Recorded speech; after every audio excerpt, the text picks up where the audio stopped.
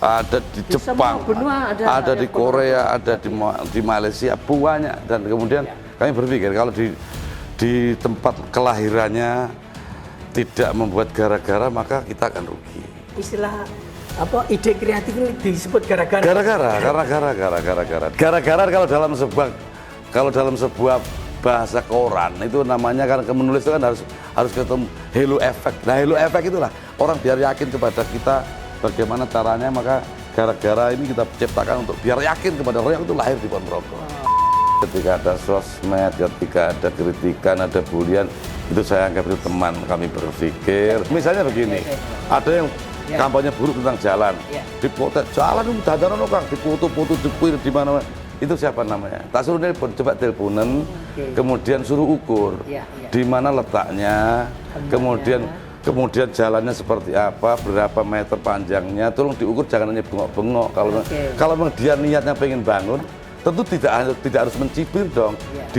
Kami diberi ukuran, diukur lah. Saya kan umpama membayar orang suruh ngukur sudah berapa juta, Mas. Nah ini senang ini, Pak Bupati. Ya udah silakan, kita akan bangun. Iya, kerjakan. Tapi ukuran ojo bengak-bengok, ojo kakean cangkem. Aku tidak kakean cangkem gitu ya. Biar dia bangun, diukur, macam itu dikirim. Ini Pak PU, ini jalanmu elek sing kono, iki lho, ukurannya sakmene. Biar PU bekerja. Jadi tidak semua kritik itu kita lawan dengan kritik, maka kritik kita lawan dengan kerja keras. Itu salah satu sesuatu yang saya pikir bijak lah.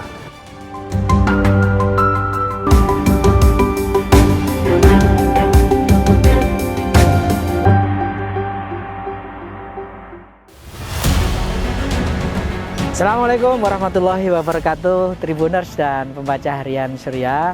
Kembali bertemu dengan saya, Tri Mulyono, pemimpin redaksi Tribun Jatim Network. Kali ini saya berada di Ponorogo, satu wilayah di Jawa Timur. Sebentar lagi saya akan ngobrol bersama Bupati Ponorogo, Bapak Haji Sugiri Sancoko. Kita akan ngobrol berbagai hal, terutama terkait rencana Pemkab Ponorogo yang akan membangun monumen peradaban reog yang akan menjadi karya monumental di Ponorogo.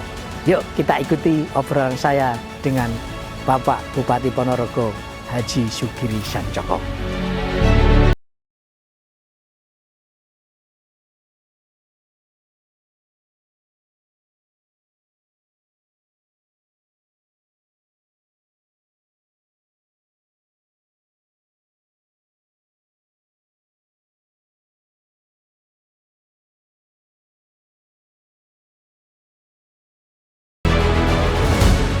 Assalamualaikum warahmatullahi wabarakatuh. Mas Ono, sehat Mas? Alhamdulillah.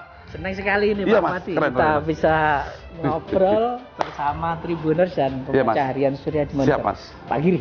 Kita mendengar katanya Ponorogo ini akan membuat satu monumen yang luar biasa, monumen reog Ponorogo. Bisa dijelaskan Pak Bupati apa yang sudah dan sedang dilakukan? Ini master plan-nya. Berikut prototipe desainnya. Ini kan saya berpikir awalnya kan reog ini yang kita cintai ini sudah menggelora, membahana, mendunia, bahkan beberapa negara kami sudah punya cabang reog di sana. Di Amerika ada, di Kanada, di Australia, di Canberra, ada di Melbourne, kemudian ada di Caledonia Anyar, ada di Jepang, ada di Korea, ada di Malaysia, banyak. Dan kemudian kami berpikir kalau di tempat kelahirannya tidak membuat gara-gara, maka kita akan rugi. Nah, jadi saya menjawab tantangan. Jadi istilah apa, ide kreatif ini disebut gara-gara. Gara-gara kalau dalam sebuah bahasa koran itu namanya, kan menulis itu kan harus ketemu halo effect. Nah, halo effect itulah orang biar yakin kepada kita bagaimana caranya, maka gara-gara ini kita ciptakan untuk biar yakin kepada orang itu lahir di Ponorogo. Gitu loh Mas. Maka kita proyeksikan. Itu apa saja Pak Bupati yang nanti akan di dalamnya? Ya tentu fisik yang menyerupai reog raksasa. Tingginya 126 meter di atas gunung. Kemudian di situ ada museum yang menceritakan tidak hanya bicara reok, tapi bicara peradaban Ponorogo dari waktu ke waktu. Mulai dari peradaban ekonomi, peradaban politik, peradaban budaya, peradaban pertanian, sampai cerita tentang reok, secara Tegasari, secara Hos Cokro Aminoto, secara Betoro Katong, secara Pondok Nggontor, pondok-pondok tua di Ponorogo banyak yang menjadi rujukan kurikulum pondok pesantren Indonesia. Maka saya harus tatakan ini secara literasi, disebut Museum Peradaban di bawah Monumen Reok Ponorogo. Ini letaknya di barat laut kota Ponorogo, kisaran 18 kilo dari titik nol yang kita berdiri ini. Tepatnya di Kecamatan Sampung, di Desa Sampung, Kecamatan Sampung, perbatasan dengan Parang, Magetan, perbatasan dengan Wonogiri bagian timur, Bulukerto. Dan sekarang sudah mulai proses pembangunan nih Pak Bupati. Sebulan yang lalu Ibu Gub sudah groundbreaking, karena kami juga dibantu Bu Gubernur, tidak sedikit, hampir separuh lebih dari itu dibantu oleh Bu Gubernur. Maka yang kemarin dibantu 30 miliar, mudah-mudahan tahun ini beliau bantu kembali, ya kemudian tidak menjadi beban APBD kami, biar digotong bersama-sama. Toh reok ini tidak hanya milik Ponorogo kan, ini milik Provinsi Jawa Timur, milik Indonesia, maka berkewajiban bersama-sama untuk membuat ini, termasuk saya dengan Bu Gubernur. Kapan Pak bisa mulai dinikmati oleh masyarakat? Kalau bangunan utamanya ya mulai dari monumen, kemudian museumnya, akhir 2024 pasti selesai. Sambil paralel saya menggandeng pihak swasta untuk membicarakan wahana-wahananya, pelengkap dari park ini. Ada penangkaran merak, ada waterboom, ada taman edukasi, kemudian ada banyak yang ini melibatkan swasta agar kemudian bisa kerjasama dengan pihak swasta. Jadi ini konsepnya adalah one stop destination gitu ya Pak? Iya. Ada museumnya. Ada museumnya. Tetapi kemudian disanggah oleh berbagai macam tempat wisata. Iya, menjadi pemikat. Wisata itu begini kan, wisata itu bangun wisata seperti bangun piramid ini. Di atas ini pemikatnya ya kami sebut G-spotnya. Lalu kemudian kedua, G-spotnya di sini. Monumen peradaban G-spot Ponorogo. Kemudian penyangganya kemudian taman-taman, kemudian wahana-wahana, mainan yang tentu mainan tidak sekedar mainan biasa, tapi mainan sini adalah mainan yang berupa edukasi budaya. Biar kemudian orang ke Ponorogo itu pulang mesti membawa jangkit, membawa kesan bahwa kota budaya betul. Dan ini kolaborasi antara pemerintah kabupaten dengan pihak swasta. Pihak swasta di bawahnya, yang di atas di bangunan utama pemerintah sendiri, kami dengan Ibu Gubernur, dengan provinsi, lalu penyangganya menggandeng pihak ketiga agar tumbuh ekonomi dan ekosistem wisata. Dan apakah ini, tadi kan tempatnya ini dekat dengan Magetan, kemudian Wonogiri gitu ya, apakah ini tidak sekalian disinergikan Pak Bupati dengan daerah-daerah lain menjadi satu objek wisata yang lintas daerah gitu ya? Iya, awal Pak Uno ketika saya pengen merancang ini, kami sudah mengundang Bupati Magetan. Saya sudah mengundang Bupati Madiun, kita untuk kerjasama dalam perbatasan, termasuk ketika saya bangun ini, nah pihak Magetan harus membangun infrastruktur ekonomi dan infrastruktur wisata menuju ke sini. Saya sebaliknya membangun yang menuju ke sana, sehingga kemudian ada di tengah-tengah, sehingga ke depan ini memang bisa kita kolaborasikan dengan Sarangan, dengan Tawangmangu, dengan Pacitan, dengan Madiun, dengan banyak kawasan yang kita pikirkan bersama-sama. Pak Bupati, kan ini sudah mulai pembangunan gitu. Nah, ditargetkan 2024. Bagaimana dengan kawasan yang di penyangganya ini Pak Bupati? Apakah juga bisa selesai 2024? Kan sembari ini kita kerjakan, ketika sudah land clearing, kita sudah cut and fill, sudah rata, sekarang sudah market. Saya sudah mulai paralel market, digandeng, mengundang investor. Jadi investor yang akan digandeng oleh pemerintah ini sudah omong-omongan, sudah rebukan. Jadi ketika ini selesai ya otomatis yang lain juga sudah ngikut selesai, sehingga tidak menunggu godot, tidak menunggu lama. Tribuners, tadi Bapak Bupati Ponorogo, Pak Haji Sugiri Sancoko telah menjelaskan bagaimana inisiatif Pemkab Ponorogo akan membuat satu monumen yang luar biasa. Dan itu sebagai satu bagian upaya Pemkab untuk mengakselerasi pertumbuhan ekonomi setelah pandemi berlalu, dan sekarang kita menghadapi satu tantangan resesi global. Dan apalagi Pak Bupati yang akan dilakukan Pemkab Ponorogo agar pertumbuhan ekonomi setelah pandemi ini semakin mengeroket gitu di Ponorogo, Pak? Iya, terima kasih Pak Wono. Saya sadar ketika saya dilantik itu memang sudah pandemi. Saya kampanye saja sedang pandemi, maka kemudian rumusan-rumusan dalam visi misi kami bukan kami belokkan, tapi semakin kami pertajam untuk bagaimana pertama kita mampu bertahan dulu. Kita mau bertahan, rakyat bertahan. Ketika bertahan, baru ketika sudah agak mereda, tumbuh.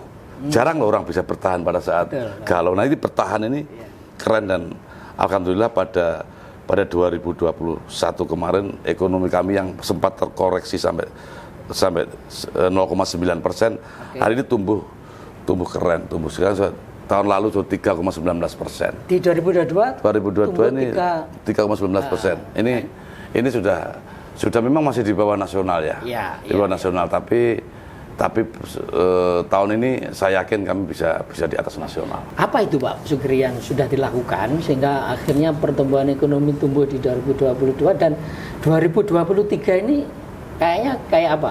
Ya, saya membuat kincir ekonomi ya, kincir ekonomi itu bagaimana agar ketika ruangan saja ketika dalam keadaan tidak ada angin maka pengap.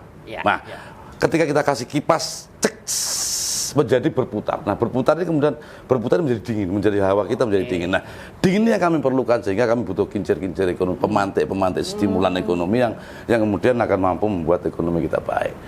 Daerah kami itu kalau untuk perut, untuk pertahanan pangan, untuk pertahanan hidup, untuk pertahanan dari pandemi, barangkali memang karena kami situasinya di pertanian ya, hampir 100% penduduk Ponorogo ini bertani. Apapun pangkatnya, apapun profesinya, tapi punya sawah. Misalnya polisi punya sawah, tentara punya sawah, lurah, bupati, camat, semuanya punya sawah di rumah. Kita sadari itu, sehingga kemudian untuk bertahan tapi bagaimana agar kemudian kota yang kita cintai, kabupaten ini bisa bertahan dan naik ekonomi, naik kelas, maka kita ulik dengan pariwisata. Nah, pariwisata kita ulik, UMKM kita ulik, kami ciptakan 10 juta per RT per tahun, kami berikan kepada rakyat untuk dijadikan kincir ekonomi. Ada pasar Kerem yang ada kalau pas Ramadan ada pasar Ramadan, ada 1 juta di tiap RT untuk satu kelompok ekonomi. Pokoknya kita putar terus sambil kita membangun spirit, kota-kota kita perbaiki, tumbuhkan, ada ekonomi, ada UMKM jalan. Nah, ini yang pengen kami lakukan terus dan kami dorong sehingga saya meyakini ekonomi tumbuh. Nanti ketika sudah wisata ini jadi, kemudian beberapa kami ulik, maka akan ada kunjungan di Ponorogo, pasti ada spending, ekonomi akan tumbuh. Betul. Pak Bupati, khusus di pariwisata ya yang sudah existing dan telaga ngebel itu luar biasa gitu ya. Ini yang sentuhan apa yang dilakukan Pak Sugri setelah 2 tahun menjabat ini? Ngebel ini punya durian bagus ya. Durian yang ngebel itu saya justru malah menganalogkan, kalau cerita menarasikan, Pak, durian ngebel itu rasanya kayak apa? Saya tidak mampu cukup mempunyai kata-kata diksi untuk menarasikan indah enaknya ngebel. Saya aja kalau pengen ngerti durian ngebel seperti apa, kita ambil bulu ayam yang tipis itu, lalu kemudian kita masuk ke telinga kita, lalu kita putar-putar. Nah, ngebel sampai sebegitu enak durian ngebel, maka keren. Jangan lupa kalau Ponorogo harus mampir dan di durian ngebel itu keren. Yang kedua, telaga itu lebih lebar 2 kali dengan sarangan. Ngebel itu luas, dan itu kalau kita membuat sendiri misalnya harus menggali tanah, mengisi air berapa triliun itu kita selesaikan. Tuhan telah mewariskan itu, maka iya bagus. Maka kemarin saya kasih inovasi berupa water fountain.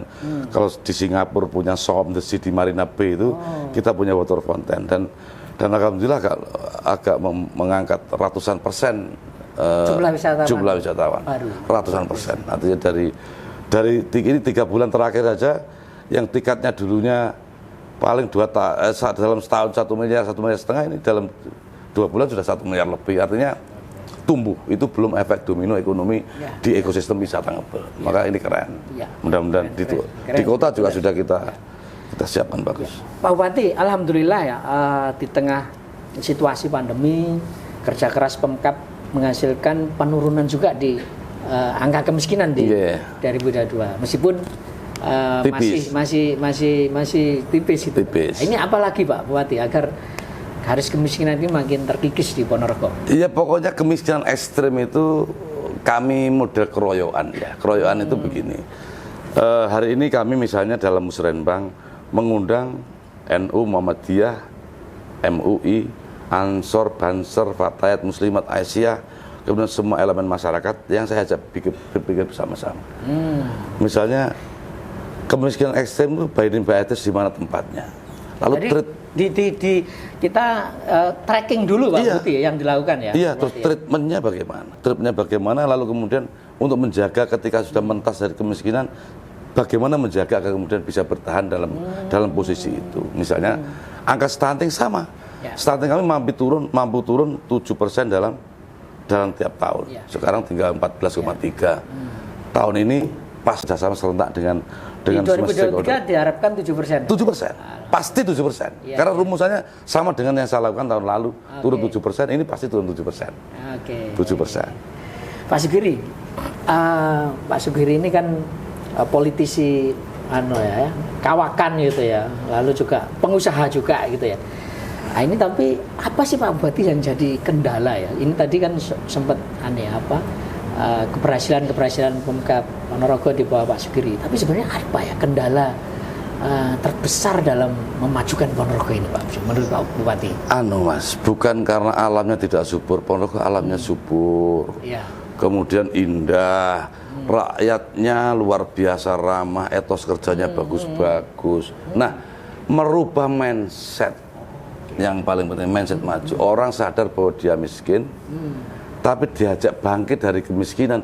Ini butuh contoh soal, butuh halo efek, butuh uswatun hasanah, butuh contoh. Piye data contoh nono. Misalnya petani. Kita bicara petani. Lahan pertanian ini kan rata di Ponorogo ini kan tidak lebih dari 1 kotak. Satu orang hanya punya 1 kotak. 1 kotak itu kisaran 0,7 hektar ya. 0,7 hektar. Itu artinya kalau kemudian untuk hidup barangkali sudah hidup, tapi untuk sejahtera pasti belum bisa sejahtera kan ya. Apapun caranya sudah pasti belum bisa sejahtera. Maka saya mimpi besar petani hijrah, tidak sekedar bertani tapi mari kita merencanakan menjadi planning perencanaan petani yang menjadi pengusaha tani. Ini keren misalnya begini. Saya pengen membawa ini. Kalau 1 kotak itu ditanami padi, dapatnya paling berapa kental ya? Kisaran kalau 1 tonnya, kalau 1 hektarnya berarti 7-8 ton, sampai 10 ton berarti dibagi 7, berarti dibagi 7 ya, hanya kisaran segitu 0,7. Nah, maka tidak cukup untuk menyalurkan anak, tidak cukup untuk beli sepeda motor, pasti untuk hidup sejahtera tidak cukup. Tapi sesungguhnya kalau ini ditarik turunannya dari padi, misalnya padi itu punya jerami. Jeraminya daripada dibuang, kenapa tidak membeli sapi? Cukup untuk makan sapi 1 ekor. Kalau tidak, jangan sapi misalnya, domba. Cukup untuk kasih makan domba 10 ekor domba dalam setahun. Lah, pupuknya padi tadi diambilkan dari kotoran domba, kencingnya menjadi pupuk organik. Berarti di sini padi butuh, loh, ketika kita nyelai padi masih ada dede, ada apa untuk kasih makan ayam. Punya ayam 500 misalnya. Nah, dengan punya ayam 500, punya 10 domba, punya papan 1 kotak, ini sudah bisa hidup sejahtera. Kalau ekosistem ini disadari betul, maka Ponorogo akan keluar luar biasa. Jadi PR-nya adalah membangun mindset entrepreneurship. Iya, merencanakan sehingga hulu hilirnya kita rencanakan bahwa bertani itu tidak hanya bercocok tanam, tapi farm itu juga peternakan, juga berpikir pupuk, berpikir air, berpikir bagaimana pakannya. Dan Indonesia masih kekurangan daging ayam, kekurangan daging domba, kekurangan padi. Maka kita keren kalau kemudian ini menjadi ekosistem. Nah, membiasakan ini butuh toladan, butuh contoh soal, butuh perubahan mindset, dan butuh rajin dan selalu cerewet. Dan itu tantangannya ya. Tantangan besar. Kalau sudah mindset sudah berubah seperti itu, selesai semua urusan. Pak Bupati, selama 2 tahun pasti Pak Bupati kan sering belusukan nih kemana-mana di masyarakat langsung. Ada juga enggak sih yang istilahnya itu mencibir atau membuli lah kalau bahasa sekarang ya terhadap kebijakan-kebijakan Pemkab, dan apa yang dilakukan kalau ada orang namanya orang tetap ada yang suka, ada yang nggak suka ya Pak. Iya. Pak Giri, apa yang dilakukan? Ya saya sadar begini, karena pemimpin itu lahir dari demokrasi. Iya. Demokrasi pasti ada pilihan ya. Iya. Pilihan itu yang menang, yang mendukung saya seneng, yang kalah tentu belum bisa menerima saya. Apapun saya kan pasti tidak bisa diterima. Saya ketika visi misi menyuguhkan rawon misalnya, resep rawon itu seperti ini. Ya. Ponorogo itu rawon. Tapi sementara yang tidak pro saya, yang tidak memilih saya, dia maunya soto. Lalu kemudian tak suguhi rawon, dia inginnya soto, kan nggak ketemu Mas. Kan nggak ketemu, pasti nggak ketemu, pasti jelek. Maka saya tidak banyak bicara ketika di sosmed, saya jarang ngomong, jarang apa, bukan berarti saya tidak bisa ngomong. Saya akan menjawab semuanya dengan kerja. Kerja ini terukur, sehingga kemudian pelan-pelan, kalau kemudian dengan kacamata objektif dia mau belajar saja, dia mau memahami, dia mau melihat dan mau jujur kepada diri sendiri bahwa sudah pasti akan merasakan perbedaannya. Dulu seperti apa, ke depan seperti apa, sekarang seperti apa, dia pasti akan mengatakan baik walaupun dalam hatinya. Ya. Tapi kalau untuk kemudian Pak Giri baik, pasti tidak. Dan kalau ya memang harus dijawab dengan kerja, dan saya akan buktikan bagaimana menggali potensi Ponorogo, membangun jalan-jalan yang hari ini menjadi sangat dibutuhkan oleh masyarakat, kemudian bagaimana pertumbuhan ekonomi, meningkatkan IPM, bagaimana Ponorogo kotanya harus naik kelas bagus. Ini saya pikir PR dan disukai oleh banyak orang. Tapi karena lawan ya tentu tidak akan suka karena dia punya kepentingan. Tapi tetap dirangkul dan dilibatkan ya. Saya rangkul karena saya sadar bahwa perbedaan itu indah. Maka kemudian ketika ada sosmed, ketika ada kritikan, ada bulian, itu saya anggap itu teman kami berpikir. Justru jadi partner. Iya, teman berpikir. Gitu ya? Misalnya begini, ada yang kampanye buruk tentang jalan, dipotek jalan itu dandanan Kang, dipoto-foto, dikirim di mana-mana. Itu siapa namanya? Tak suruh nelpon, coba teleponan, kemudian suruh ukur di mana letaknya, kemudian jalannya seperti apa, berapa meter panjangnya, tolong diukur, jangan hanya bengok-bengok. Kalau memang dia niatnya pengen bangun, tentu tidak harus mencibir dong. Kami diberi ukuran, diukur lah. Saya kan umpama membayar orang suruh ngukur sudah berapa juta Mas. Nah ini dia senang ini Pak. Kita udah silakan, kita akan bangun. Iya kerjakan, ukuran ojo bengak-bengok, ojo kakean cangkem. Aku tidak kakean cangkem gitu ya. Biar dia bangun, diukur, macam terus dikirim. Ini Pak PU, iki dalanmu elek sing kono, iki lho, ukurannya sakmene. Biar PU bekerja. Jadi tidak semua kritik itu kita lawan dengan kritik, maka kritik kita lawan dengan kerja keras. Itu salah satu sesuatu yang saya pikir bijak lah. Jadi Pak Bupati ini kan sebelum terpilih ini kan beberapa kali juga ikut pilkada gitu ya. Dan akhirnya terpilih gitu ya. Ini kan luar biasa nih Pak Bupati. Jadi banyak politisi menyebut Pak Bupati ini petarung ulung ya di dunia politik gitu. Sebetulnya Pak Bupati, apa sih yang membuat Pak Bupati saya pengen jadi Bupati Ponorogo? Sebetulnya apa Pak? Saya mau jadi presenter tidak bisa ya Mas. Mau jadi wartawan tidak bisa nulis, maka terpaksa menjadi bupati. Ya enggak, begini. Ada mimpi-mimpi yang saya torehkan ya. Saya kan punya konsep bagaimana agar mengamputasi segala yang tidak baik itu selesai. Misalnya money politik. Money politik terlalu mahal, kemudian kos politik terlalu mahal. Ini kalau tidak ada yang satu orang yang mampu mengamputasi ini, tidak terlalu rakus, tidak ini, maka peradaban yang estafet ini akan terus berjalan. Maka harus ada yang mengamputasi, dan mudah-mudahan Ponorogo mampu keluar dari hal yang begitu, dan kita bisa baik. Ponorogo akan baik. Saya yakin dengan itu. Dengan itu saya meyakini bagus, termasuk peradabannya. Kita masuk tadi di Peringgitan. Ini bangunan bersejarah. Zaman Belanda. Sudah banyak yang berubah bentuk, heritage-nya sudah hilang. Saya eman. Nah, sama dengan Ponorogo, kalau tidak dipegang oleh orang yang benar, maka saya yakin suatu ketika anak cucu kita hanya mendengarkan cerita tentang pernah ada Ponorogo yang tapi sudah kehilangan ruh, sudah kehilangan jati diri. Nah, saya tidak ingin itu terjadi. Kami lahir dari budaya, kami lahir dari santri, maka dua hal roda besar yang itu harus kita dorong dan kita hidupkan kembali. Maka alat untuk membangun tujuan untuk membangun berdasarkan roda besar budaya dan santri. Walaupun pertanian penting, tapi dua ini untuk mendorong roda dan pertanian ada di depan. Pak Giri, setelah 2 tahun, jadi ini kan Pak Giri akhirnya tahu ya, apa ya enaknya dan tidak enaknya menjadi bupati. Ini kan sudah 2 tahun, ada tantangannya, ada dukungan, tapi juga ada kira-kira kalau didiksikan enaknya jadi bupati dan tidak enaknya itu apa sih Pak? Sesungguhnya dua-duanya sudah tidak bisa kita rasakan. Gitu. Enak dan tidak enak sudah berbaur menjadi satu.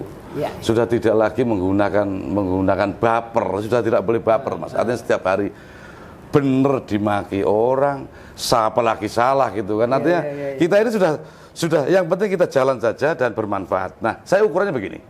Ketika banyak yang mengundang, ketika banyak tamu yang datang, ketika banyak yang minta foto, ketika banyak yang puas, itu senang. Nah, itu puas. Tapi apa ya? Ada yang mengapresiasi. Iya. Kalau saya sambat malam hari dengan istri saya, kuwas Bu undangan wakeh. Iya. Piro dinaiki Mas? Ada 16, ada 10, ada 11, ada 9. Iya. Bojo saya guyoni istri saya begini. Kowe wis mbayang nih Mas, umpama dadi bupati, terus ora enek wong ngundang. Jajal bayangkan betapa sakitnya kalau jadi bupati tidak ada yang ngundang. Karena setengah mati, Mas. Kalau tamu banyak datang, saya sahabat lagi. Kakean tamu mau wakil kono-kono. Mas, umpama dadi bupati, terus ora enek wong moro, laler wae mau mencok, jingklong mau mencok, piye nasibmu? Maka sudah itu lelahmu biar menjadi lillah, maka agak sedikit punya rasa ikhlas lah. Mulai aku saya tobat, Bos. Iya. Jadi antara senang nggak senang sudah jadi satu. Sudah berbaur jadi satu karena sudah tidak bisa baper. Ini senang nggak senang. Sudah. Yang penting amanah dan kita ini setiap senyuman rakyat itu pengobat. Setiap cacian rakyat itu adalah pengingat. Setiap apa saja kita jadikan untuk ya namanya sudah pengabdian. Tidak bisa lagi kita happy, tidak bisa lagi kita jalan-jalan karena di depan kita masih PR sudah luar biasa. Rakyat menunggu PR kita, rakyat menunggu kerja keras kita. Dan ini yang harus kita pertanggungjawabkan tidak hanya di dunia loh Bos, masuk di Giri ya. Di akhirat. Berat. Pak Giri, info yang kita dapat PDIP memberikan sinyal kuat akan kembali mengusung Pak Giri di Pilkada serentak berikutnya. Tanggapan Pak Giri gimana? Walah. Artinya kan ini dianggap berhasil Pak Sugiri ini ya. Belum. Gitu loh. Belum, saya masih butuh beberapa tahap lagi untuk mengatakan bahwa agak lumayan. Tapi hari ini belum lumayan pun belum. Rakyat masih banyak yang belum puas terhadap perilaku saya karena saya ini kan bukan orang baik-baik, Mas. Akhirnya saya nggak ngerti aku sih.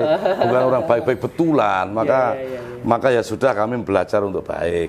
Kami juga punya konsep membangun yang belum selesai. Memuaskan masyarakat sekian banyak tidak gampang. Dulu didukung oleh ratusan ribu orang dengan berbagai motif.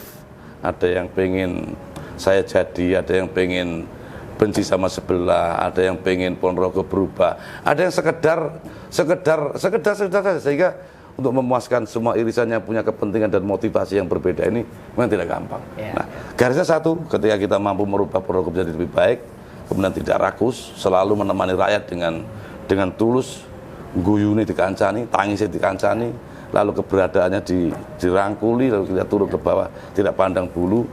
Dan itu bagian dari saya, tidak mengada-ada loh ya. Karena saya mulai dari rakyat dan saya ini benar-benar merasa, hari ini pun saya masih merasa rakyat, maka menemani rakyat itu bukan meceng politik, bukan macak pencitraan, bukan apa, memang sejak dulu saya seperti itu. Kalau partai menugaskan, kalau masyarakat menghendaki, barangkali iyalah. Tapi kalau kemudian dua hal itu Tuhan tidak ridho, masyarakat tidak menghendaki, partai tidak mengusung, ya sudah kita kembali menjadi rakyat, apa salahnya? Dari dulu juga rakyat, tidak pernah ada yang kecewa. Saya kalah bupati, ya biasa saja kita tanggapi dengan biasa-biasa. Kita kalah DPR, jadi DPR mundur nyalon bupati kalah, juga tidak pernah ada yang gejolak. Jadi pun juga tidak ada yang culture shock, lalu kemudian kemelintindak. Jabatan itu kalau sudah biasa anjir walik di wis bendino sengsara bendino rekoso ben kesuk, biasa, sudah tidak ada yang kaget. Nggak ada yang kaget, kudunya apa bupati, nggak ada bedanya. Nggak ada bedanya. Pak Giri, ini saya kira Tribuners pengen tahu betul ya, jejak karir Pak Bupati. Bisa ceritakan Pak Bupati sehingga ini menjadi inspirasi ya, mulai sekolahnya, kemudian bekerja jadi pengusaha, jadi politikus, dan sekarang menjadi orang nomor 1 di Ponorogo ini Pak Bupati. Bisa diceritakan jejak karir dan pendidikan Pak Bupati? Tidak ada yang sukses story dari saya. Semuanya kita jalani dengan penuh keindahan. Penuh keindahan di situasi apapun. Saya di kampung sekolah di STM. Di SD-nya di mana? SD di Gilang Kulon. Oh, di Ponorogo ini. Iya, di Ponorogo jauh, ujung sana. Sudah mau ambruk kemarin saya ke sana. Ketika saya ke sana, ibu kepala sekolah bilang, masih Pak ya? Yang dulu masih ibu kepala sekolah yang ngajar Pak Giri? Enggak, sudah ada, sudah wafat. Cuman ibu kepala Bapak katanya dulu ruang ini rumah Bapak, bangkunya Bapak di sebelah sana. Ini anunya apa? Atapnya mau roboh Bapak. Gitu. Siap. Saya telepon kepala dinas bangunan di SD Kupren. Oh iya Pak, itu masuk dalam anggaran tahun ini ada 100 lebih yang kita bangun kok. Iya, maka banyak PR kita. Ya, itu SD, Pak. SD, SMP di SMP Badekan.